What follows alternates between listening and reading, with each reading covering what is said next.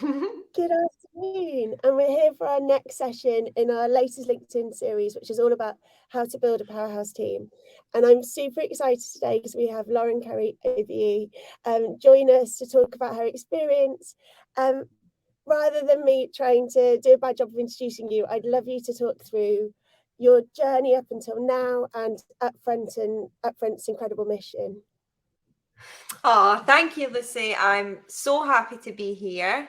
Really warm welcome to folks tuning in, watching back, listening in on Instagram. Hi. My name is Lauren Currie, and I am the founder and the CEO of Upfront.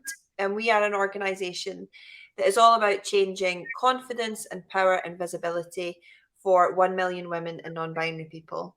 And the very short backstory to that is I studied design and I'm an entrepreneur. I've been building businesses since I graduated from university over the last 10, 15 years, building ventures and businesses in and around social change. I founded Upfront in 2016. I kind of grew it very organically as a side hustle and went full time in April 2021. And now we are a team with global reach. And yeah, we are working really hard on our very first in person conference. So it's very lively in Upfront's world this week. Amazing. So going back to the beginning of Upfront, how did you know obviously you started this on your own, but how did you know when to actually bring the first person in, and how did you know what skills they should have? Yeah, so I think the first person you hire is always can almost feel like the scariest and the riskiest because it feels like such a big leap. It's such a big shift. And I often see people, agonizing over this decision as if I hire this one person, I'm deciding that I want to build an empire and I want to grow this huge team. And I think it's very not binary and black and white like that. There's lots of directions a first hire can go. But for me, my first hire was a PA, the amazing Kim Taylor, who I'm sure will be listening in. And the reason that I hired Kim and decided that my first hire was going to be a PA, because at the time I was running two businesses and I wasn't in a place where I felt I could choose one or double down, which is a whole other talk, because essentially that was all wrapped up in fear and me not believing in myself enough. So the workload was more than I could physically cope with. I was missing opportunities and I was spending a lot of time on tasks and activities that lots of other people can do. And I understood from my experience and also, just trying always to learn more about how businesses grow and how to be a really productive, effective leader, that you want to get to a place where you're only spending time on the thing that you're great at. And I was not doing that. I was spending so much time on lots of other things. So I was really lucky in that my good friend Jolie, who runs Pregnant Then Screwed, her and I were having this conversation and she said, my sister does that. Like, let me introduce you. And it really is like the rest was history, because hiring Kim, and people say to me, where did you find her? I need a Kim. You were so lucky. And I was lucky, but I did try a few PAs before Kim that didn't really work out for different reasons.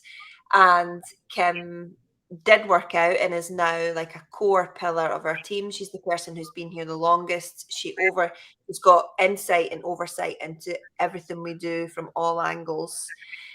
So she was my first hire. Incredible. And when you started building out the team after Kim, did you have an idea about who would be permanent and who would be freelance, or did you start people on freelance and part-time and then build up to permanent when you knew that they fitted with your culture? Because obviously Upfront is very much, you need to be brought into the mission, you need to be brought into the vision to really work within a team like that. So how did you know if people would have those skills and would have that same mission as you? Yeah, so my strategy for that, and it's still the same strategy that we deploy now, was is very much come on board and let's see if this works out for you and for us. And usually that looks like maybe a 3 to 6 month freelance contract.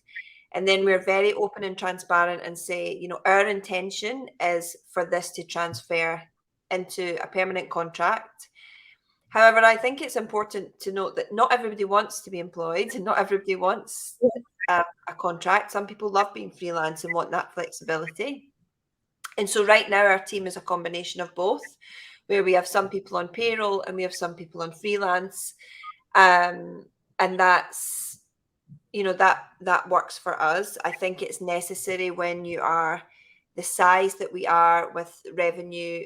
You know, we've just passed our £1 million revenue mark. So we're still, you know, we're still small, so to speak, and need to be sensible. You know, we don't have the buffers of let's put this investment into a full-time contract and then it doesn't work out. So that's been serving as well so far. I think that only works if you're really open and transparent. So we have it on the job ad. We talk about it openly in the interview process. It's something that we check in regularly with each of our team members on.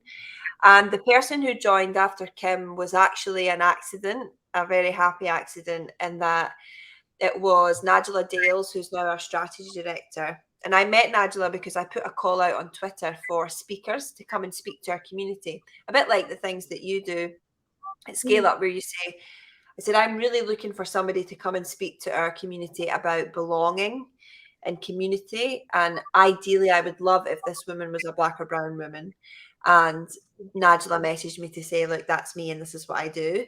And it was love at first Zoom, I think. I immediately had an intellectual crush on her, which all the folks in my community will agree with me. And then over time, you know, she started doing kind of guest slots for our community. Then she was the kind of in-house coach for our bond program. And then it just occurred to me, it's like we were having senior, you know, strategic long-term conversations that felt very meaty, and that she was challenging me and pushing me and stretching me. And I was like, this is what I need. Like, I need this all the time as much as possible. So I asked her if she would join as strategy director part-time. She's in New York, so there's pros and cons that come with that. Sometimes I really just wish we were in the same time zone, and of course other days it's great because I wake up and the work's done. But she was my second hire, and again is now like a key pillar of our team and brings a huge amount of insight and expertise. Yeah, I think that's such a wonderful story.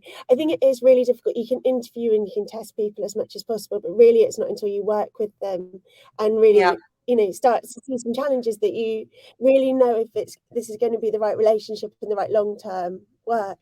I was so lucky actually because Ness, who's our client lead, was one of my first hires, but she'd actually been my client for 6 months. So I'd mentored her and we worked together very closely for 6 months. So we knew each other of how we build strategies together because we'd done it already. It was sort of the longest interview process for both of us and worked really well. So one thing that came up there was, you know, remote teams, different time zones. How have you built the culture around still working very closely together, but obviously in different countries and different time zones, and some part-time, some full-time? How do you find that structure and process?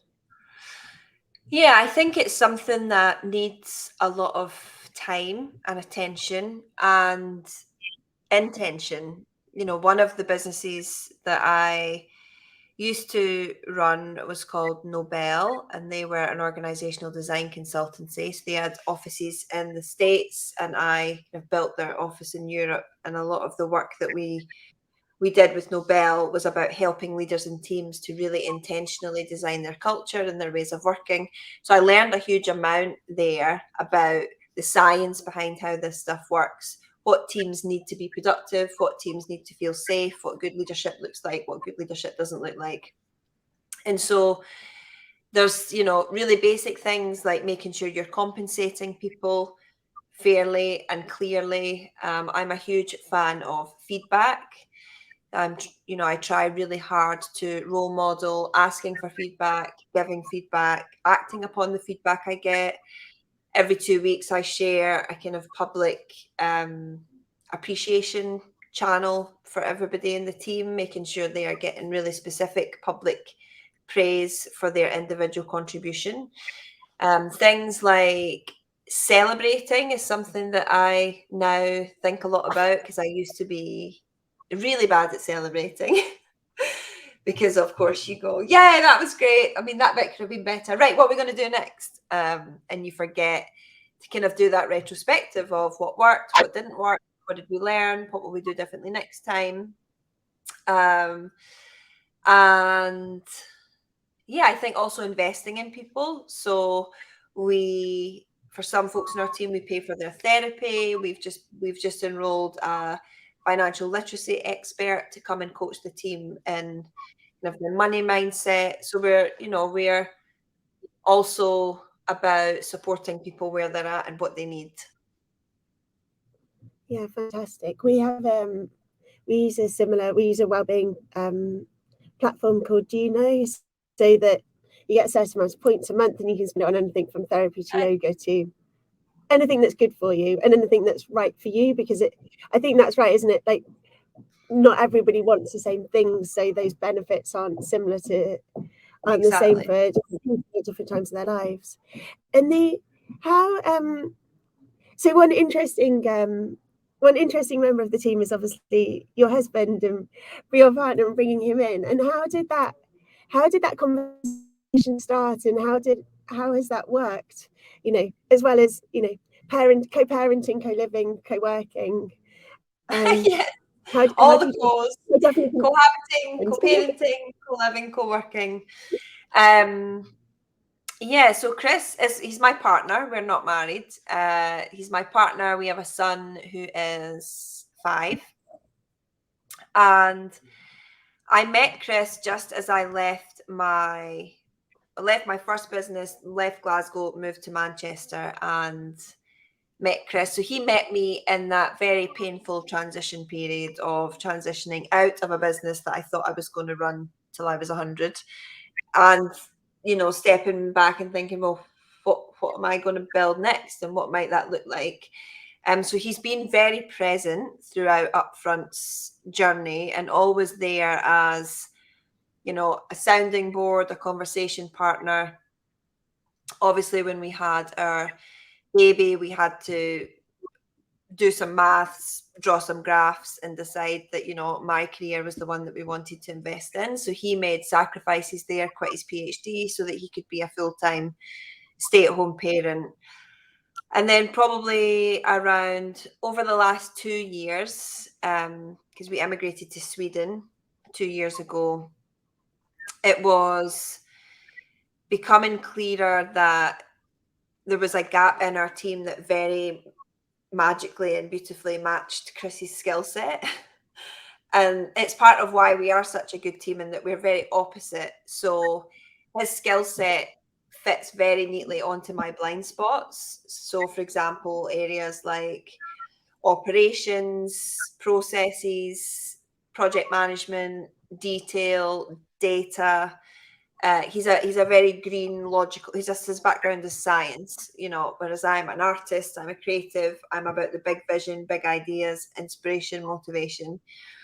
So he first joined to support our tech lead, and he was kind of being the person at the back figuring out all the naughty tech stuff. And then over time, that has evolved into COO. And now we have a partnership that's very much like a co-founder relationship, and Chris leads on all of the work with our team. So he does all our one-to-ones and checking in with the team that they've got what they need and that they're able to do their job properly. And he's also doing a lot of the work that I've been doing that, again, I'm not very good at and that I can find uncomfortable. For example, negotiating with a supplier that is not paying us on time, or conversations that can feel tricky and hard. Like Chris is really good at being calm and strategic and sorting those things out so that everybody comes out on top.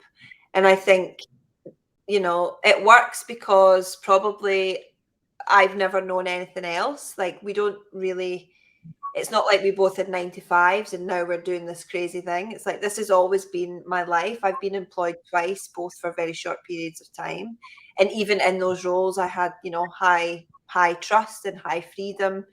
And Chris was in academia.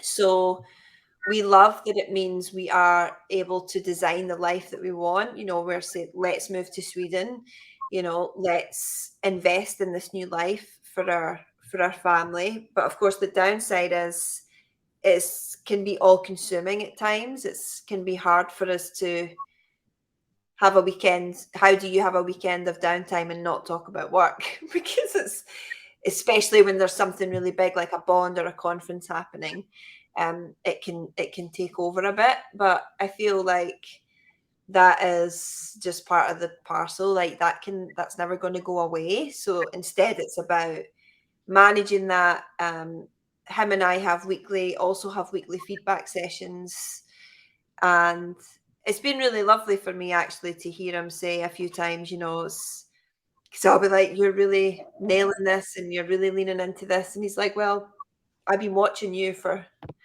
5 years. And I'm like, oh, yeah. So, yeah, it's good. I'm really lucky.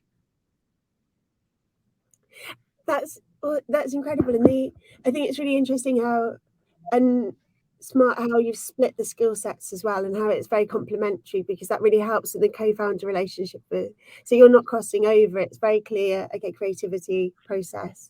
And has that worked with the conference? Because organizing a conference is anybody that's organized a big event before knows the detail and the amount of different balls in the air that you have when you're organizing an event.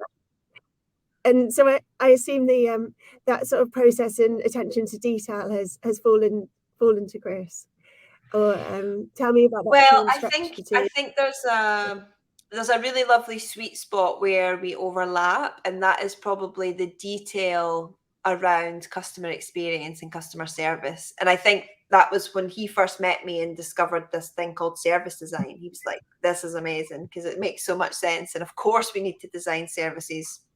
So, I am very in the detail of should that button go here or here on the poster. We have an amazing design lead, Sarah, who in terms of hiring, that's such a success story, and we're so grateful to have found Sarah.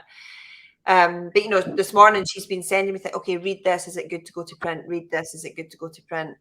Whereas the detail that Chris is thinking about is, are the invoices paid on time so our cash flow is going to be okay? And that we've got a VAT return coming up in 2 months, so better check in with the accountant on that. And we've got this new client and they've asked you to sign this contract and I don't feel comfortable with this clause, so I'm going to go back to them. And there was some quite difficult conversations with our venue around the conference that Chris had to just take over and handle. We also have very different personalities. Like, he's very introvert and very quiet and very calm, and I think he balances out my kind of loud, bouncy spaniel energy. And we have a mix of both those characters in the team, but I think it's important for the team to be able to go to whatever energy that they need and not always be, I don't have any choice but Springer Spaniel Lauren. It's not always helpful. Yeah, it's so interesting.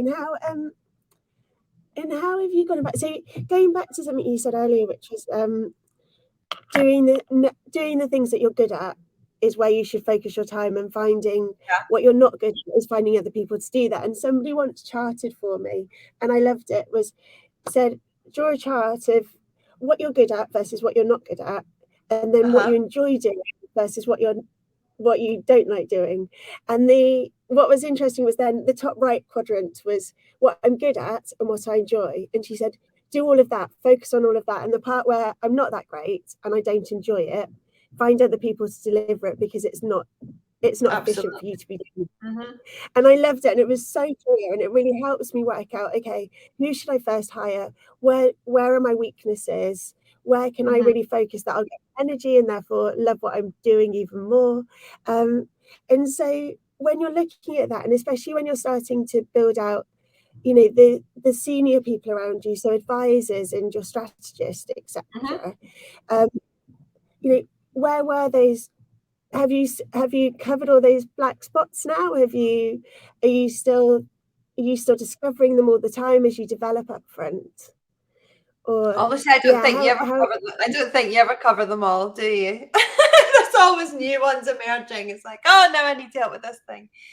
Well, I can talk about the most recent hire we've made, which was our sales development representative, and I can see that Shakira is listening in. So hi. And this was a role that was a very direct answer to, we have a problem right now that we cannot meet the demands of our business development funnel. Right now, in our team of 7 people, I am the only person who can have business development calls. So that means I'm qualifying the lead, having the call, doing the follow-up of the call, managing the emails, the chasing, the catch, all that stuff. And so I was talking to James Routledge, who's a mentor of mine, and I'll talk about him in a second. And he was like, it's so bleeding obvious what you need. Like, this role is very standard. It's very common in startups. You need a sales development representative who will be on these calls with you, who will manage the sales funnel, manage HubSpot, do all the follow-up. And I mean, we're literally like 1 week in, so it's very early days. But that's been an example of, like, it's very obvious that this is the thing that I need help with. And it's a role that already exists in the world. Like, it's very common in black and white. And so Shakira is able to come in and say, right, I'm owning all of this. And she's in Paris. So we now have another remote team member in a different part of the world, which is fun. And in terms of advisory boards and mentors, I think that's one that I'm still trying to figure out. If I'm really honest, I have found it very difficult to find people who get being mission led, not raising venture capital, and really understand our mission, and just somebody that I get on with and like spending time with.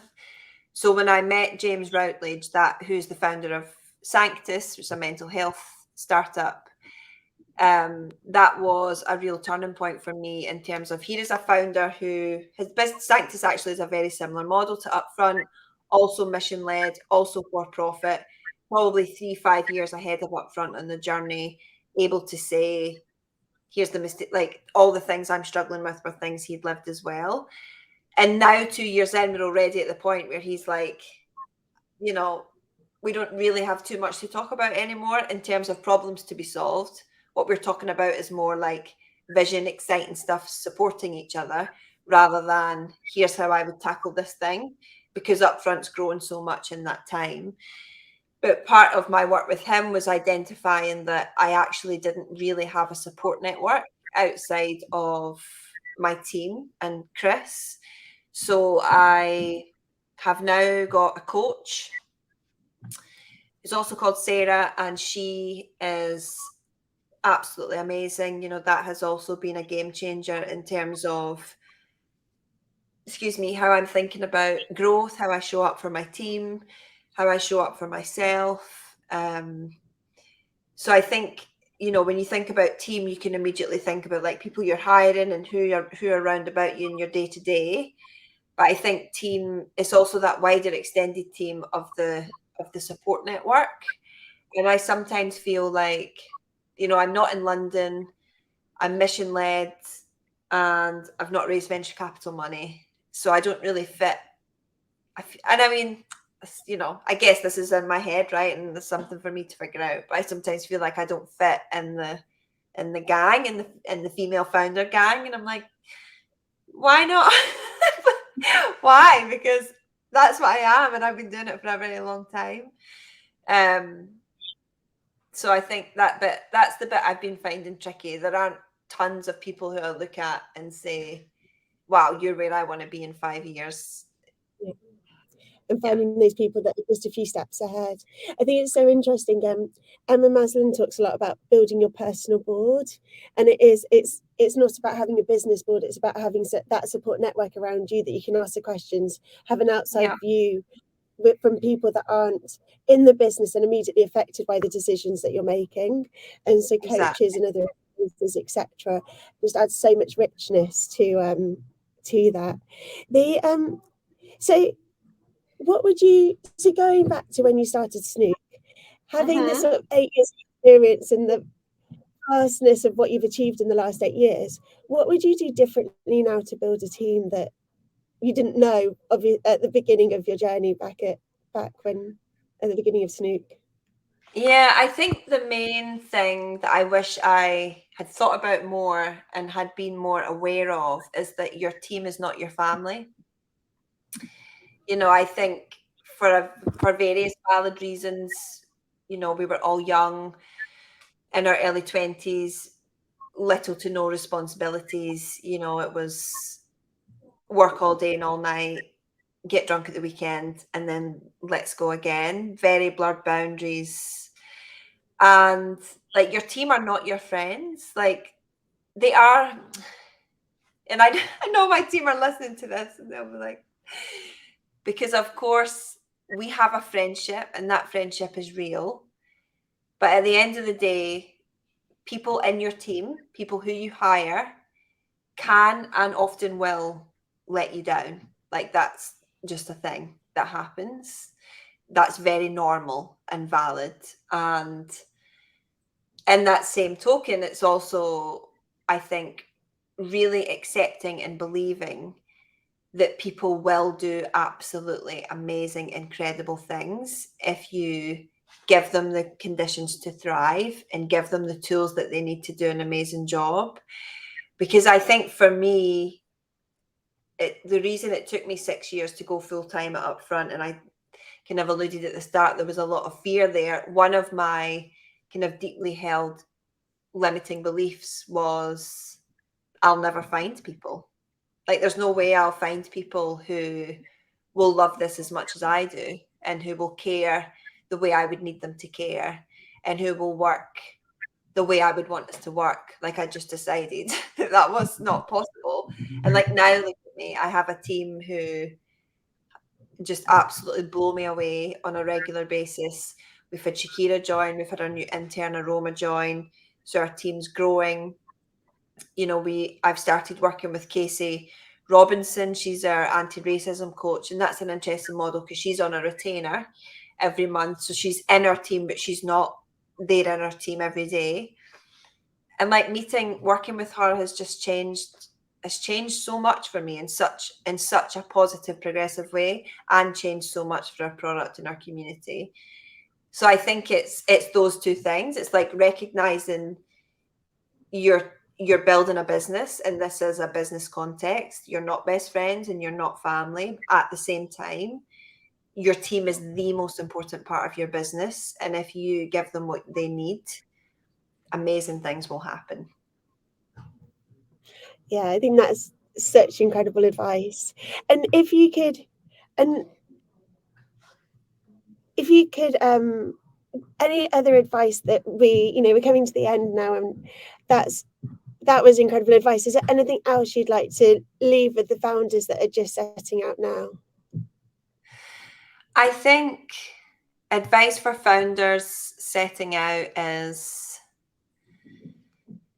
I mean, people do write books about this. There's so much to say, but if we narrow it down to like team stuff, I think I would say there comes a point where you have to stop hiring people in your domain, and you have to start hiring people outside your domain. So, for example, I always want to hire more people to do the bit that I love. So I want more marketers, more designers, more product people, more strategy people, where actually probably what we need is a new accountant or a project manager or a data scientist. And I'm like, let's do more fun things. So, and that's not good for the business. So that's why another example of why Chris and I, why our partnership is so good, because it forces me to look at, but what's best for upfront, not what's best for me, Lauren, what's best for upfront as its own entity and its own person. What does it need? And just recognizing that you do have a bias to hire people like you, to hire people that are in the domains you're excited about. So try and resist that. And we know that most founders, unfortunately, are still white, male, privately educated. So do us all a favor, hire more women, hire more Black people, hire more brown women, pay people fairly, put job ads on your, put salaries on your job ads. That would be a great start. Yes, and take off the need to go to university and actually need that degree for the job. Thank you so much for all that advice. It was incredible. Where can people follow you, and what's coming up that people should know about? Yes, so I am Lauren Currie on Instagram. I'm really active on there and I would love to continue the conversation. So follow me on Instagram. Upfront's also there. We have a podcast, Upfront Moment, that comes out every Monday. And the biggest thing, which you may have already heard me talk about, is that we are running our very first in-person conference. It's very exciting. It's on March the 11th. So I think just 2 weeks to go. So you can join us in person in Glasgow, or you can buy a remote digital ticket, join in online. All our ticket holders get replays for 60 days. And our conference theme is Activating Grace in a World on Fire. So we are diving into themes of leadership, confidence, community, power, politics in the context of the last 3 years and the state of the world and the pressure that we all feel of that in various different ways. And so I would love you to come check out Upfront and Centre. Incredible. We will put the link in the newsletter on Thursday, where we'll also write a quick review on all the experience and all the advice that you've given us today. If anybody joined late, you'll be able to rewatch this video straight away on LinkedIn, so you can catch up. But thank you so much, Lauren. Good luck with the conference, and look forward to speaking to you soon. Thank you, Lucy. Bye-bye. Bye.